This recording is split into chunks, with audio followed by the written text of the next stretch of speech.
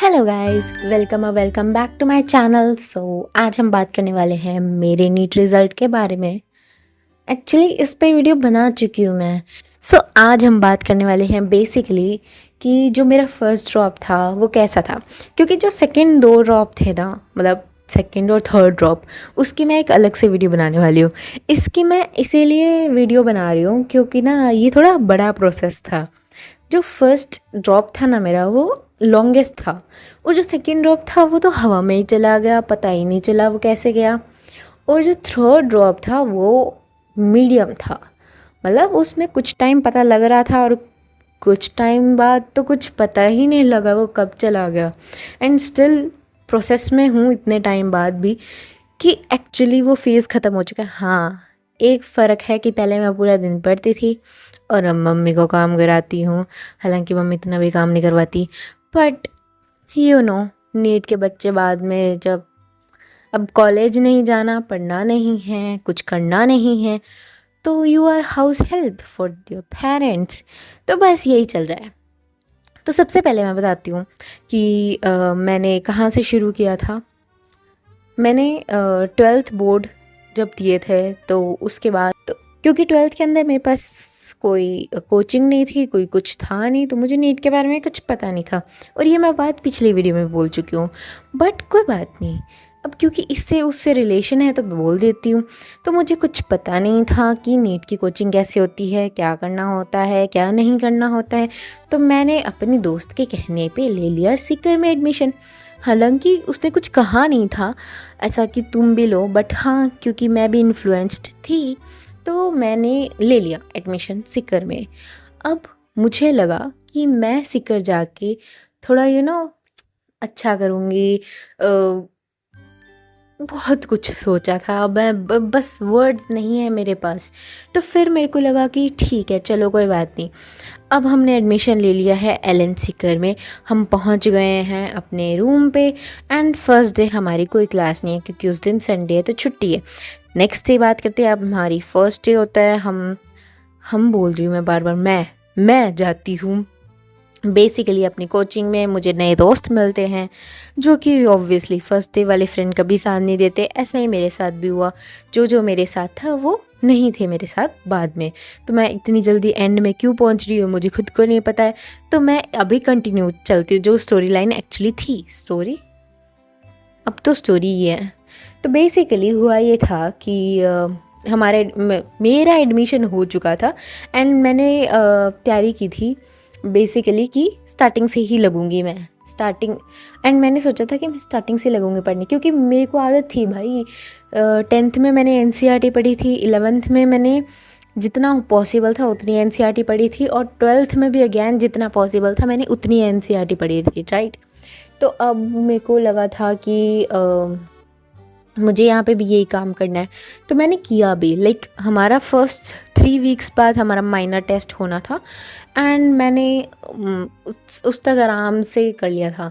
And first day of the class you go, मतलब हम कहाँ 30 बच्चों की क्लास होती थी हमारी, क्योंकि हमारे ना क्लास इतने सारे सेक्शन होते थे स्कूल के अंदर और 30 बच्चों की क्लास थी। एंड हम सडनली गए, हमारे जितने ऑडिटोरियम में एक बार में बच्चे आते थे, ओब्वियसली ज़्यादा थे, थोड़ा एग्जेजरेटेड बोल रही हूँ, बट 250 बच्चे एक क्लास में, ये एग्जैक्ट अमाउंट है। हमारी क्लास में 250 बच्चे थे एंड आई वाज लाइक इतने सारे बच्चे। उसके बाद जो होड़ लगती थी हमारी कि हमें भागना है, फर्स्ट सीट पे बैठना है, पीछे से डाउट नहीं पूछी जाती क्योंकि पीछे और भी बहुत काम होते हैं भाई। तो मुझे नहीं पता मैं ऐसे क्यों बातें कर रही हूँ, बट मुझे ऐसे नहीं करनी चाहिए। मेरी आंखों में नींद है, मैं रात के 1 बजे वीडियो रिकॉर्ड कर रही हूँ, ये बताने की क्या ज़रूरत है। ओके, सो बेसिकली हमारा हुआ था 2:30 बजे ऑलमोस्ट। हाँ है, तो 250 बच्चे वहाँ पे हैं उसमें क्लास में। एंड सो बेसिकली 250 बच्चे हैं क्लास के अंदर एंड वहाँ पे आपके पास बैठने की जगह नहीं है, कुछ नहीं है, आपको कहीं ना कहीं फंसना पड़ रहा है। एंड मैं ये देख के हैरान कि वो अटेंडेंस लेने आ रहे हैं एंड वो इतनी जल्दी अटेंडेंस ले कैसे रहे हैं। अब मुझे थोड़ी ना पता है वो बच्चे गिन रहे कितने हैं, मुझे तो लगता था उनको इतना जल्दी नाम भी याद हो गया, ये भी हो गया, बट ऐसा नहीं था। ठीक है,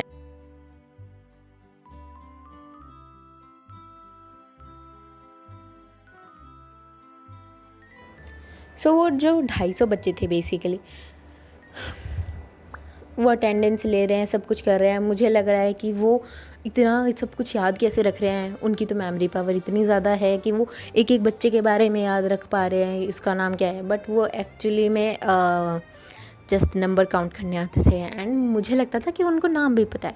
सो हुआ ये था कि स्टार्टिंग के जो डेज़ थे ना, 21 डेज़ आई मस्ट से, तो वो बहुत बहुत बहुत ईजी थे, बहुत सुकून भरे थे एंड मुझे कोई दिक्कत नहीं हुई उसमें। एंड मैंने ज्वाइन किया था जुलाई 23 को एंड 25 को हमारी फ़र्स्ट क्लास थी। एंड उसके बाद का जो मंथ था उसमें ऑब्वियसली रक्षाबंधन भी आ गया था, वो छुट्टियां भी मिल गई थी, तो एक बार घर भी आ गए थे, तो थोड़ा सुकून मिल गया था। तो वैसे रेस्टफुल रहा, पीसफुल था काफ़ी। तो उसके बाद में असली कहानी शुरू होती है। पहले मैं बता देती हूँ स्केड्यूल क्या होता था। हम सुबह उठते थे, उसके बाद मैं सुबह उठती थी, उसके बाद 7 बजे मेरी क्लास होती थी एंड उसके बाद में 7 से लेके 1 बजे तक क्लासेस चलती थी। 1 या 1.5 घंटे की क्लास होती थी एंड उसके बाद 10 मिनट का ब्रेक, फिर 1.5 घंटे की क्लास, फिर 10 मिनट का ब्रेक, फिर 10 मतलब ऐसे करके 4 क्लासेस होती थी ओवरऑल। एंड कभी जोलॉजी की, कभी एंड उसमें एक और चीज़ होती थी कि जो सब्जेक्ट मतलब जो चैप्टर आज किसी टीचर ने पढ़ाया है, अगला चैप्टर कोई और ही टीचर पढ़ाएगा। लाइक हमें उस 1 साल में इतने सारे टीचर पढ़ा चुके थे एंड आई वाज लाइक कोई कनेक्टिविटी ही नहीं है। ये एक प्रॉब्लम होती है कि लाइक एक टीचर जो है वो अपने कुछ पॉइंट्स छोड़ रहा है कि दूसरा टीचर पढ़ा देगा, उस चैप्टर में कवर हो जाएगा, और वो सोच रहा है कि पहले वाले चैप्टर में कवर हो ही चुके तो मैं क्यों बताऊँ। तो ये एक प्रॉब्लम रहती है। अब मैं एक सजेशन दूँगी, किसी को चाहिए नहीं पर मैं फिर भी दूँगी, क्योंकि अगर आप जा रहे हो एलन व्हाटएवर बैच, मुझे नहीं पता, लीडर में मत लेना। मेरा लीडर का एक्सपीरियंस बिल्कुल बेकार था, बहुत ही बेकार एक्सपीरियंस था। लीडर वाले बच्चों को इस तरह से तैयार किया जाता है कि अगले साल उनको फिर वापस से ड्रॉप करना है। या उस बैच से एक्चुअली वही बच्चे निकले थे जो पहले भी लीडर में रह चुके थे एंड कुछ तो वो भी नहीं। बच्चों का भी रोल होता है, ऐसे नहीं कह सकते हम, कोचिंग का ही रोल था सारा। बच्चे भी नहीं पढ़े, बहुत सारे फैक्टर्स थे, बट उनमें से एक भी ऐसा जन नहीं था जिसने फर्स्ट ड्रॉप किया और वो निकल गया। बट ऐसा मेरी कोचिंग, जो ये वाली कोचिंग थी, इसमें नहीं था। आई थिंक सो ये बेस्ट मेरे लिए बेस्ट कोचिंग यही थी। बट मैं पहले इसमें आने वाली थी और मैं इन्फ्लुएंस होकर उधर चली गई। 1 साल पहले हो जाता या 2 साल पहले हो जाता, चलो जो होना होता हो गया। तो अब मैं बात करती हूँ आगे की, आगे क्या हुआ। उसके बाद में हमारे, क्योंकि तो मेरी क्लासेस होती थी 7 से 1 एंड उसके बाद मुझे जाना होता था हॉस्टल। एंड उनका हॉस्टल मतलब उनके अंडर ही था, आता था उधर, चेकिंग कभी आ जाते थे, पूछ लेते थे कोई प्रॉब्लम तो नहीं है एंड ऑल। तो 1 से 2 मैं खाना खाती थी एंड फिर 2 से 3 मतलब रेस्ट कर लिया, या कोई सफाई करना है, कुछ करना है, रूम की क्लीनिंग वगैरह, उन सब में मतलब टाइम चला जाता था। फिर 3 से 4 पढ़ लिया या जो भी है, मतलब बेसिकली ये वाला पीरियड ऐसा ही चलता था। स्टार्टिंग में तो 2 से 3 भी पढ़ा हुआ है, फिर बाद में धीरे धीरे जब टास्क बढ़ते गए फिर भी पढ़ा है। उसके बाद में 2 से 3 वो किया है, मतलब रेस्ट किया है। 4 बजे चाय का ब्रेक हो जाता था, चाय पीने चले जाते थे ऊपर, मतलब मेरा फर्स्ट फ्लोर पे रूम था और 4th फ्लोर पे मेस थी, तो हम उधर चले जाते थे, मैं उधर चली जाती थी। उसके बाद में शाम को 4 से लेके 7 बजे तक अपना जितना पढ़ना था पढ़ लिया। फिर 7 से 8 तक खाना खाने में निकल जाता था, थोड़े दोस्तों से बातें करने में निकल जाता था। फिर घर पे भी फ़ोन करना होता था, 8 से कभी कभी 9 भी बज जाते थे घर पे बात करते करते। फिर 9 से लेके 10 से 11 बजे तक फिर से पढ़ लेते थे। फिर 11 बजे पढ़ लेती थी। फिर 11 बजे के बाद में, क्योंकि मैं पहले तो अर्ली स्लीपर थी तो मैं 11 बजे सो जाती थी, अब तो मेरे को 2 बजे भी नींद नहीं आ रही है, तो फिर मैं पढ़ लेती थी 11 बजे तक, फिर मैं सो जाती थी। उसके बाद मेरे को सुबह उठना पड़ता था 4 बजे, सर्दियों में 4 बजे और गर्मियों में 5:30 तो बहुत लेट बोल दिया, गर्मियों में ऑलमोस्ट 5 के अराउंड, 5 से पहले ही फिर नहा धो के रेडी होके एंड 5 साढ़े 5 बजे ऊपर पहुंच जाते थे मेस में, ताकि ब्रेकफास्ट मिल जाए। फिर 5:30 से जितनी जल्दी ब्रेकफास्ट खाया और पैक किया, उसके बाद में हम शाम निकल जाते थे 6 बजे, शाम बोल रही हूँ, सुबह 6 बजे निकल जाते थे कोचिंग की तरफ। हमारी मतलब मेरी कोचिंग से और उस तक एलन तक 10 मिनट का रास्ता, क्या बोल रही हूँ मैं, मेरी कोचिंग और हॉस्टल के बीच में 10 मिनट का रास्ता था। हाँ, तो उधर तक पहुँचते थे 6:15 बजे गेट खुलता था। उससे पहले बड़ी सारी लाइन, इधर से बच्चे आ रहे हैं, 2-3 लाइनें बनी पड़ी है, 1-1 किलोमीटर तक लाइनें, थोड़ा ज़्यादा एग्जेजरेटेड हो गया, आधा किलोमीटर तो आराम से था, उतना तो वो बड़ा था ही। तो इतनी इतनी बड़ी लाइनें लगी हुई है। एंड फिर हमें मिलती थी छूट कि हम निकलें। जैसे ही गेट खुला हम भागते थे ताकि हमें फ़र्स्ट सीट मिल जाए। कॉज ऑब्वियस सी बात है भाई, फ़र्स्ट सीट मिलेगी नहीं एंड हम डाउट पूछ नहीं पाएंगे। बट ये प्रॉब्लम मुझे फ़र्स्ट 21 डेज़ में महसूस नहीं हुई थी कि मुझे भागना है, ये करना है, वो। फ़र्स्ट वीक तो मस्त ऐसे चिल 7 बजे पहुंच रहे हैं, कर रहे हैं, कुछ पता ही नहीं था ना। क्योंकि बाद में क्यों दिक्कत आने लगी वो बताती हूँ। तो मैं बैठती थी पीछे एंड उधर क्या होता था कि ना, कोई फ़ोन चला रहा है, कोई सो रहा है। तो एक दिन मेरे को भी झपके आ गए और सर ने देख लिया था। आई थिंक उनका नाम भी लोकेश सर ही था। तो उन्होंने देख लिया था सर ने, पर उन्होंने कुछ बोला नहीं, क्योंकि उनको पता है ऑब्वियसली बच्चे ऐसे पढ़ रहे होते हैं रात को, तो दिक्कत आती है।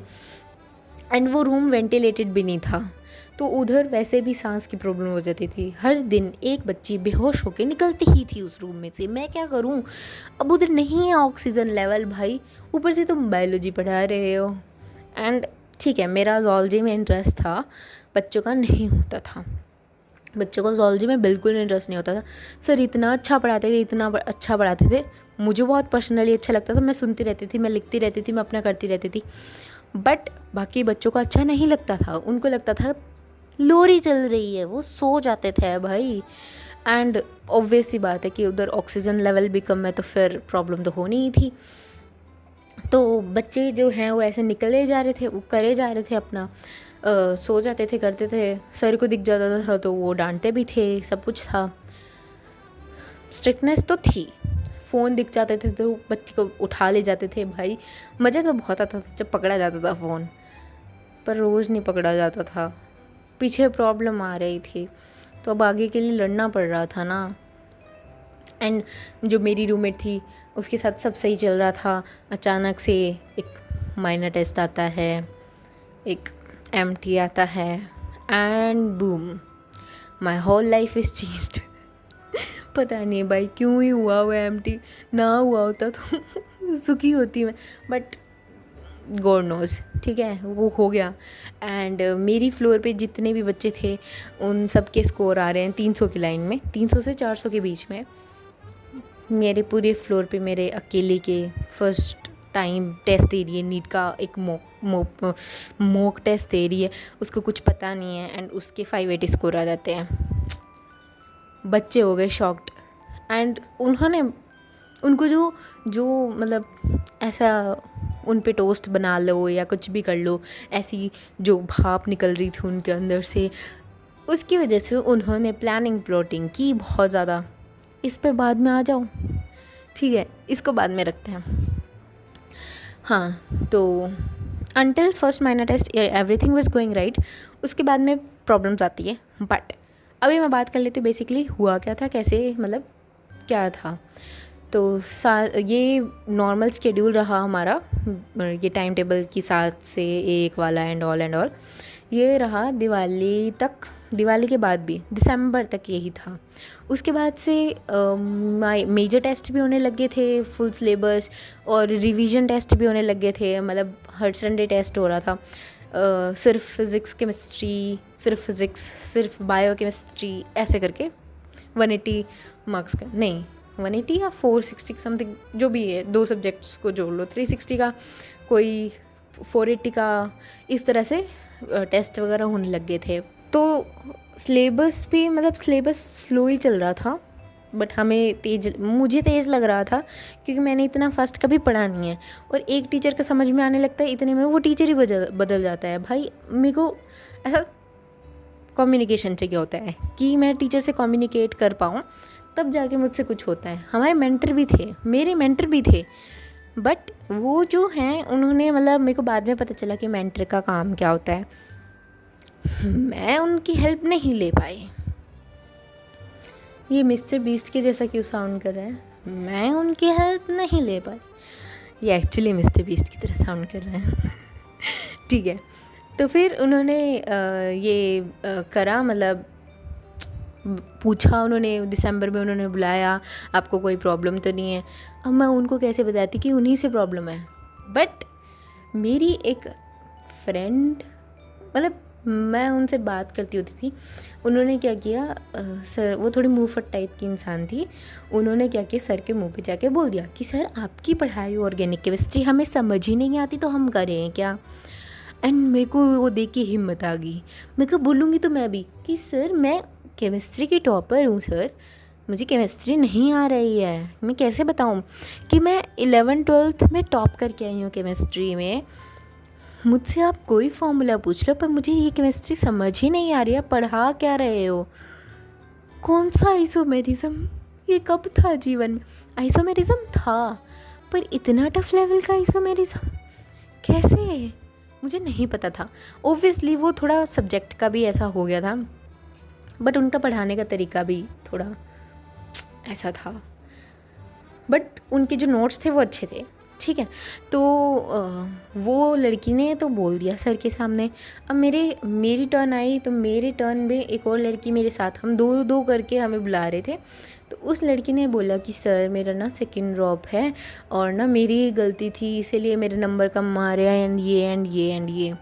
एंड मैं भी लाइक यार ये बात भी तो सही है, क्योंकि मैं थोड़ा ना डीप थिंकर टाइप की इंसान हूँ, तो मुझे उसकी बातें सारी अच्छी लगी, सारी सही लगी कि हाँ वो भी सही बोल रही है कि एक्चुअली में हमारी गलती है कि हम उसको समझने की कोशिश नहीं कर रहे हैं, कि टॉपिक को समझने की कोशिश नहीं कर रहे हैं, हम उसकी तरफ ढल नहीं रहे हैं। क्योंकि आप पीछे जो करके आए हो ना, आपको पता है कि आप सेम चीज़ पढ़ रहे हो एंड तब आप एक्सीलेंट थे और अब आप ज़ीरो, तो वो चीज़ मतलब डाइजेस्ट भी नहीं होती भाई। इतना गंदा दुख होता है ना कि यार जो फेवरेट सब्जेक्ट जिसके करके मैंने पूरी मेडिकल ली, मतलब ठीक है बायोलॉजी तो ऑब्वियसली है ही, बट उसके अलावा मैं का केमिस्ट्री है ना सहारा देने के लिए, वही छिन गई। सबसे दुखी पार्ट है। तो उन्होंने ऐसे ऐसे करके बोला, फिर मैंने भी बोल दिया सर आपका ना समझ तो नहीं आ रहा है, पहले तो मैं ऐसे कर लेती थी, ये कर लेती थी। सर को लग गई बात, मुझे नहीं बोलना था कैसे बोलते एक टीचर को। मैंने एग्जैक्ट डायरेक्ट वर्ड्स में बोल दिया। भाई डायरेक्ट वर्ड्स में बोलो तो दिक्कत, नहीं बोलो तो दिक्कत, करूँ क्या? पर मैंने बोल दिया, फिर उनको दिक्कत हो गई। उससे पहले वो थोड़ा ध्यान तो देते थे, उसके बाद तो उन्होंने ध्यान देना ही बंद कर दिया। फिर उसके बाद में आते हैं जनवरी से शुरू हो गए हमारी एक्स्ट्रा क्लासेस। लाइक हम 1 से 7 जा ही रहे हैं, ऊपर से इतनी ठंड, तो मेरे को 4 बजे उठना पड़ रहा है ताकि मैं गीज़र चलाऊं, क्योंकि मेरे रूम का गीज़र ख़राब है, वो 1 घंटा लेता है पानी गर्म करने के लिए। तो मैं उसको ऑन कर रही हूँ पहले, फिर मैं वापस से सो रही हूँ आधा घंटा, फिर मैं आधे घंटे बाद उठ के वापस से अपना सारा काम कर रही हूँ। सर्दियों में नींद कितनी आती है वो भी तो सोचो ना, अकेला क्या ही बताऊँगा मैं, इतनी नींद आती थी। एक तो ऊपर से क्लास में भी नहीं सो सकते थे, ऑब्वियस सी बात है, हम भाग रहे हैं फर्स्ट सीट पे बैठने के लिए, उधर सोएंगे थोड़ी ना, वो भी नहीं कर पा रहे, कुछ भी नहीं कर पा रहे। उसके बाद में हमारी जो एक्स्ट्रा क्लासेस लगी, मतलब मेरी जो एक्स्ट्रा क्लासेस चली, उनमें ऐसा होता था कि 7 to 1 क्लासेस एंड उसके बाद आप रेस्ट करो 3 बजे तक, फिर 3:30 से 6:30 तक वापस आपकी क्लासेस लगेंगी। एंड पता है पहले, अब वाली तो लोकेशन चेंज हो गई, 2 साल पहले वाली लोकेशन थी ना, वो इतनी क्रीपी लोकेशन थी। मेरे को उस गलियों में रात को गुजरने में टाइम इतना डर लगता था, उधर इतने लड़के ऐसे मतलब फूंक के आ रहे हैं, अब मैं क्या ही करूँ उधर। तो फिर मैंने सोचा ग्रुपिज़म करते हैं। अब स्टोरी आगे आएगी बट ग्रुपिज़म करना पड़ा, इतना हेक्टिक स्केड्यूल हो गया। Major test, minor test. Major test में होता है पुराना सिलेबस कोई आएगा आपका, कुछ थोड़ा पुराना सिलेबस वो डालेंगे एंड करेंगे। रिव्यू टेस्ट, ये टेस्ट वो टेस्ट। हमारे मार्च या फेब से तो जो अचीवर बैच था और जो फाउंडेशन थे उनका वो होना था, पूरा मतलब फुल सिलेबस टेस्ट शुरू होने थे। तो हमारा सिलेबस बेसिकली ख़त्म होना था मार्च तक या फेब एंड तक, मतलब फेब मिड तक या मार्च तक हमारा सिलेबस ख़त्म होना था। बट वो बैच ऐसा था, या पता नहीं कि ऐसा हमारे साथ ही होना था, मतलब मेरे साथ ही होना था उस वक्त। मैं हमेशा लकी रही हूँ, बट उस वक्त मेरे साथ ही ऐसा होना था कि मेरी इतनी क्लासेस लग रही थी, मैं कुछ कर नहीं पा रही थी, कुछ पढ़ा नहीं जा रहा था, दिमाग ने कभी इतना पढ़ा ही नहीं था भाई। मैं पता कैसी एक एवरेज स्टूडेंट थी। एक मैं पीछे खड़ी होती हूँ, मैं चल चल के आगे आ जाती हूँ। तो मैं एक एवरेज स्टूडेंट थी जिसने ऑलमोस्ट कभी भी 90+ स्कोर नहीं किया था 10 तक, ठीक है, 90% बोल रही हूँ, ठीक है, 90+ कभी स्कोर नहीं किया था 10 तक। 10th में किया था, उसके बाद 12th में किया था, 11th को मारो गोली, कोविड था भाई। तो एक एवरेज स्टूडेंट जो टॉपर रिसेंटली बना है भाई, उसको नहीं पता होता कि कैसे पढ़ते होते हैं, कैसे करते होते हैं। हालांकि इतनी भी कोई टॉपर नहीं थी मैं, बट मुझे केमिस्ट्री बहुत अच्छी लगती थी। ये लाइन मैं जितनी बार बोलूँ उतनी कम है, क्योंकि वो मेरी जान थी। मैं सारी जगह ये लिखती रहती थी, chemistry, I love chemistry loves me. मैं बस यही लिखती रहती थी। मुझे नहीं पता मेरे को क्या इतना लगाव था, अभी भी है थोड़ा बहुत, अब फिज़िक्स से ज़्यादा हो गया। नीट 2025 का पेपर देख के भी है मेरे को, क्योंकि ना पेपर एक अलग चीज़ होती है, उसकी कंसेप्ट एक अलग चीज़ होती है। अब लिखने की बात और है, सॉल्व करने की बात और है, बट जो उसके एक्चुअल कंसेप्ट है ना, उसको पढ़ो भाई, क्या ही मज़ा आता है। एनसीईआरटी मस्त, इतनी मस्त चीज़ है ना एनसीईआरटी, वो भी फिज़िक्स की, शानदार। उसका तरीका बताऊँगी कैसे पढ़ना है। मैं प्रमोट कर रही हूँ अगली वीडियो को, जो अभी तक आई नहीं है, जो मैंने सोची भी नहीं है क्या बनाऊँगे। तो हम एग्जॉस्ट होने लग चुके हैं अब, एंड मैं इतना ज़्यादा एग्जॉस्ट होने लग चुकी थी कि मुझसे पढ़ाई नहीं होती थी। तो मेरे को चाहिए था कुछ फ्रेश हो। अब मैं ऐसी इंसान हूँ, इतनी इंट्रोवर्ट टाइप की, कि मेरे को सब्जी बोल रही हूँ, मेरे को क्या करना है सब्जी का। फ्रूट्स लेने जाओ ना तो भी किसी फ्रेंड को लेके साथ जाना पड़ेगा, क्योंकि मैं अकेली नहीं जा सकती। मुझे बाहर घूमना फिरना बिल्कुल पसंद नहीं था। तो अब एग्जॉशन लेवल बहुत ज़्यादा था, तो थोड़ा फ़ोन चलाने भी लग गई थी। बट जितना चलाती थी उतना घर पे बता देती थी कि मैंने आज इतनी देर फ़ोन चलाया, इतना ये पढ़ा वो पढ़ा, या नहीं हो रहा था मुझसे। अब ये भी नहीं बोल सकती कि मुझे वापस घर आना है, क्योंकि मुझे नहीं आना था, क्योंकि मुझे ये था कि बुरा फेज़ आता है निकल जाता है। मुझे नहीं पता था वो बुरा फेज़ चिपक जाता है। उसके बाद वो जो बुरा फेज़ था वो काफ़ी लंबा खिंच गया, और आते आते पता चला कि जो मतलब सिलेबस मार्च में ख़त्म होने वाला था। इसी वजह से मैं सुखी थी कि चलो मार्च तक या फेब तक बेसिकली ये सब ख़त्म हो जाएगा, इतना जो एग्जॉशन है वो ख़त्म हो जाएगा, उसके बाद आराम से रिवीजन करने का टाइम मिल जाएगा। बट हुआ क्या कि टाइम मिल ही नहीं रहा है, लाइक टाइम है ही नहीं। मेरा जो सेशन ख़त्म हुआ है ना, वो 7 अप्रैल को ख़त्म हुआ है। 7 अप्रैल, 4 तारीख को पेपर, क्या ही कर लेगा कोई। एंड ये मैं 2023 की बात कर रही हूँ, उस दिन भी 4 मई को पेपर था, फर्स्ट संडे। कैसे तैयार करती, प्रेशर ज़्यादा था, टेस्ट देने नहीं थे क्योंकि सिलेबस ही नहीं आता। फुल टेस्ट दे के करूँगी क्या, तो घर आ गई। घर आके जितना हो सकता था सिलेबस कवर किया। आयनिक इक्विलिब्रियम के लिए डर रही थी, आयनिक इक्विलिब्रियम का क्वेश्चन एक भी नहीं आया पेपर में। पेपर आसान आया, पर डर के मारे कि मेरा वो सिलेबस पड़ा है, वो पेंडिंग पड़ा है, ये नहीं हुआ, मेरे को इस चीज़ में डर रहता है, ट्रांजिस्टर नहीं आते हैं, ये आयनिक इक्विलिब्रियम नहीं आता है, ये वो फलाना ढीमका। सोच सोच के दिमाग इतना बंद कर लिया अपना कि आसान पेपर डुबो दिया, ख़त्म। उसके बाद वैसे तो घर वालों ने बोला था कि वो दूसरा चांस नहीं देंगे, बट उन्होंने मेरी लगन देख के, जो मैंने मेहनत की, उनको पता है अच्छे से, उन्होंने मेरे को सेकंड चांस दिया। पर ये सिर्फ इतना ही टफ़ नहीं था, ये इससे भी ज़्यादा था। मैं खुद के एक्सप्रेशन देख के बोल रही हूँ, गंदे आ रहे हैं। मेरा जो फ्रेंड सर्कल था ना, वो फर्स्ट एमटी तक सही था, बहुत मज़े आ रहे थे, मेरे बहुत सारे दोस्त बने, पूरा फ्लोर था मेरा फ्रेंड, ऊपर वाला फ्लोर भी मेरा फ्रेंड था, मतलब फ्लोर नहीं, बेसिकली उधर रहने वाले सारे साथी संगी मेरे दोस्त थे। एंड मुझे बहुत खुशी थी इस बात की कि मुझे इतने सारे दोस्त मिले। जब फर्स्ट एमटी हुआ तो मेरे जो फ्लोर पे थे उन बच्चों में से, क्योंकि वो सब अभी ज्वाइन ही थे, ऐसा वैसा कुछ भी था, कुछ तो रिपीट भी कर रहे थे, उस फ्लोर पे किसी के भी 300 से लेके 400 के ऊपर नंबर नहीं आए, मतलब 300 से 400 के रेंज में नंबर आए। बट मैं अकेली इकलौती ऐसी थी जिसके 560 है, एक के 530 थे, मेरे 580 थे। एंड मेरी रूममेट को सदमा लग गया, उसने अपना रूम चेंज कर लिया। ये प्रॉब्लम मुझे खुशी हुई, ठीक है, मैं कहा वो मुझसे जले, इससे अच्छा वो मुझसे दूर हो जाए। पर उसको तो फिर मेरे पड़ोस वाला ही कमरा लेना था। उसके बाद क्योंकि उधर और कोई रूम अवेलेबल भी नहीं था, उसके बाद मेरी रूममेट आई, एक मस्त रूममेट। उस बंदी ने अपने हाथों पे इतने कट्स लगा लिए, ये वो, एंड उसके बारे में इतना सुन चुके थे कि उसने लाइक 2-3 बार ट्राई भी किया है।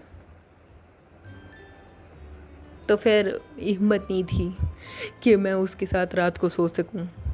अगला दिन मेरा होगा नहीं, पता नहीं, तो सोचा कि दोपहर में बालकनी में सो जाऊंगी, जो थोड़ा सा ऐसा कॉरिडोर टाइप बना हुआ था, और रात को मैं दूसरे फ्रेंड्स के रूम में सो जाती थी।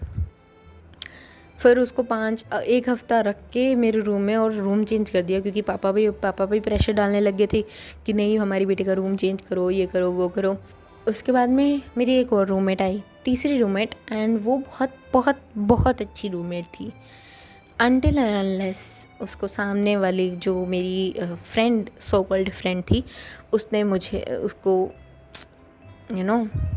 भड़काया नहीं था। वो मेरे लिए सब कुछ करती थी, लाइक मैं उसकी शाम की क्लासेस होती थी, मेरी सुबह की क्लासेस होती थी, तो वो शाम को कर देती थी। लाइक मेरा कभी कभी बेड अगर नहीं बना है तो वो बेड बना देती थी। वो मतलब बहुत अच्छे से साफ़ सफाई करना, सब कुछ करना। बट जब से वो उनकी फ्रेंड बनी उसके बाद से उसने सब कुछ करना छोड़ दिया, एंड उन सब ने मेरे साथ कट ऑफ कर लिया। मेरा पूरा फ्लोर दुश्मन बन गया। ऐसा थोड़ा एग्जैजरेटेड खुद को लगता है, ठीक है, आप उसको रिमाइंड अप करते हो, तो ऐसा नहीं है कि उन्होंने बिल्कुल ही सब कुछ, ठीक है, मैंने धीरे धीरे उनसे बात करना बंद कर दिया था, ऑब्वियसली, क्योंकि वो बात करना चाहते ही नहीं थे। उधर बर्थडे पार्टीज़ हो रही हैं तो उन्होंने समझा ही नहीं कुछ, कभी मुझे कुछ बुलाना या कुछ करना। तो मेरी सिर्फ एक ही 11th की जो मेरी फ्रेंड रह गई थी, मतलब एक जो सामने वाले रूम में एक और लड़की थी, वो 11th में थी, एंड मैं और वो साथ पढ़ते थे। एंड मेरी थोड़ा ठीक थी स्किल्स पढ़ने की, तो उसको हेल्प भी मिल जाती थी, उसको तरीके मिल जाते थे, एंड हमारी अच्छी बॉन्डिंग थी। उसको भी ये सब नहीं पसंद था जो चल रहा था हॉस्टल में, और मुझे भी नहीं सहन हो रहा था, तो हम दोनों आपस में पढ़ लेते थे।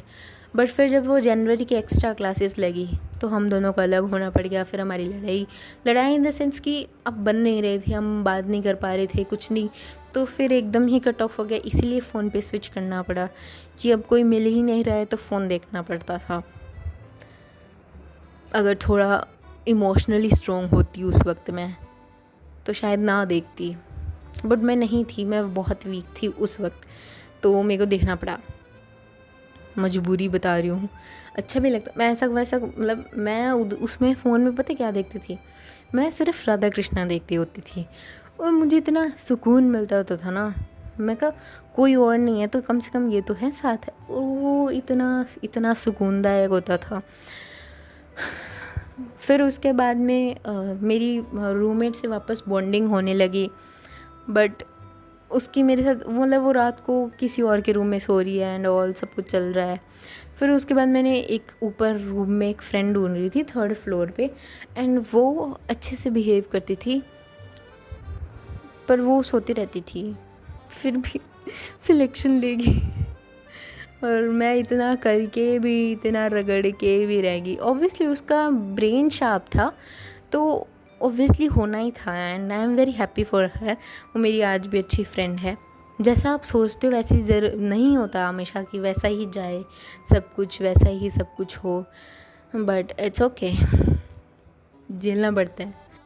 एक चीज़ हो रह गई, जब दोस्तों की इतनी बुराई कर ही रही हूँ, मतलब जो मेरी रूममेट्स फ्लोरमेट्स थी उनकी, तो एक और बात बता देती हूँ, मैं इतना नफ़रत क्यों करती थी उनको।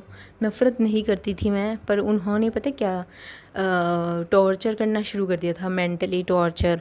लेकिन उन्होंने मेरे को ये कहना शुरू कर दिया था कि सिंपैथी नहीं ले रही हूँ बता रही हूँ सच्चाई, हॉस्टल्स में ऐसा होता है, बाहर के लोग अच्छे नहीं होते तो उन्होंने पता क्या करना शुरू कर दिया था, लाइक तुम तो रात में उठती हो, तुम तो रात में ना चलती हो, तुम्हें पता ही नहीं है, तुम तो रात में बोलती भी हो। मैं कहा ऐसे कैसे हो सकता है, मुझे नहीं पता।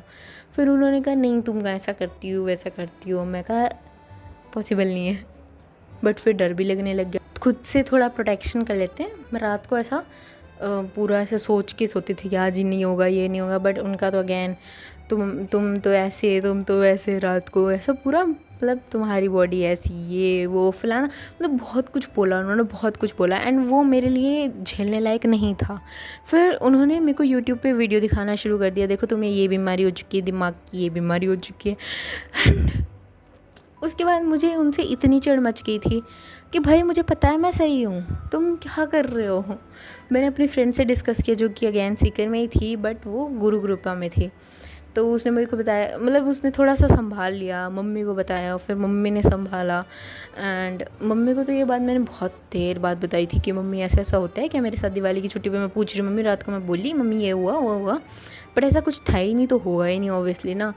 तो उसके बाद में वो इतना ट्रॉमेटाइजिंग था, इतना प्रॉब्लमेटिक था, वो इतना ज़्यादा फ्रस्ट्रेटेड हो चुकी थी मैं ना, कि अब झेल नहीं सकती थी उन लोगों को तो फिर उनसे सब कट ऑफ कर लिया। और जो इकलौती जो 11th की बेचारी बच्ची थी, मतलब बेचारी नहीं बोलूँगी, बट हाँ वो बहुत स्वीट थी, तो फिर उसी के साथ कनेक्शन रखे। तो ऐसे टॉक्सिक लोगों को अपने पास नहीं आना देना चाहिए कभी उनको अपने बारे में कभी कुछ नहीं बताना चाहिए। आपको डर लगे ना तो वो भी मत बताओ, क्योंकि ऐसे लोग बहुत गंदी तरह इस्तेमाल करते हैं इन सब चीज़ों को, बहुत गंदी तरह इस्तेमाल करते हैं, लाइक बहुत ज़्यादा गंदी तरह। मेरा दिमाग इतना ज़्यादा उन्होंने जकड़ लिया था, उन्होंने इतना सब कुछ कर दिया था ना कि मैं झेल नहीं पा रही थी। मैं ये भी नहीं कहना चाहती, क्योंकि मुझे मेरा सपना दिख रहा था, तो मैं ये भी नहीं कहना चाहती थी उन्हें कि मम्मी पापा मेरे को घर ले जाओ। मुझे वो सिचुएशन झेलनी पड़ी उधर, और वो मतलब रोज़ आ जाते थे ग्रुपिज़म करके, और इतना उन्होंने ना नहीं बताऊँगी, उन्होंने बहुत बहुत बहुत ऐसे ऐसी वीडियोस दिखाई कि तुझे तो ये मेंटल डिसऑर्डर है, ये बीमारी हो चुकी है, शीजोफ्रेनिया करके कोई दिखा रहे थे, ये वो। And I was absolutely normal, ऐसा कुछ भी नहीं था। फिर उसके बाद में जब उनसे कट ऑफ कर दिया तो एवरीथिंग वाज फाइन। मेरी रूममेट भी कहती आप कहाँ चलते हो, कोई नहीं चलते। नई रूममेट वो ठीक थी, किसी और लड़की को साथ में सुलाया, वो भी कहती कुछ नहीं करती तो ऐसा। एंड वो ऐसा क्यों कर रहे थे, कुछ मेरे नंबर ज़्यादा आगे थे। भाई गलती क्या है, पढ़ी तो थी, तुम भी पढ़ लेते, क्यों किया ऐसा, क्यों। उस चीज़ का सदमा ना अगले 2 साल तक मेरे साथ रहने वाला, ये कभी सोचा नहीं था मैंने, लेजिट कभी भी नहीं सोचा था। So that's it for this video. कैसा लगा ये वीडियो बताना ज़रूर।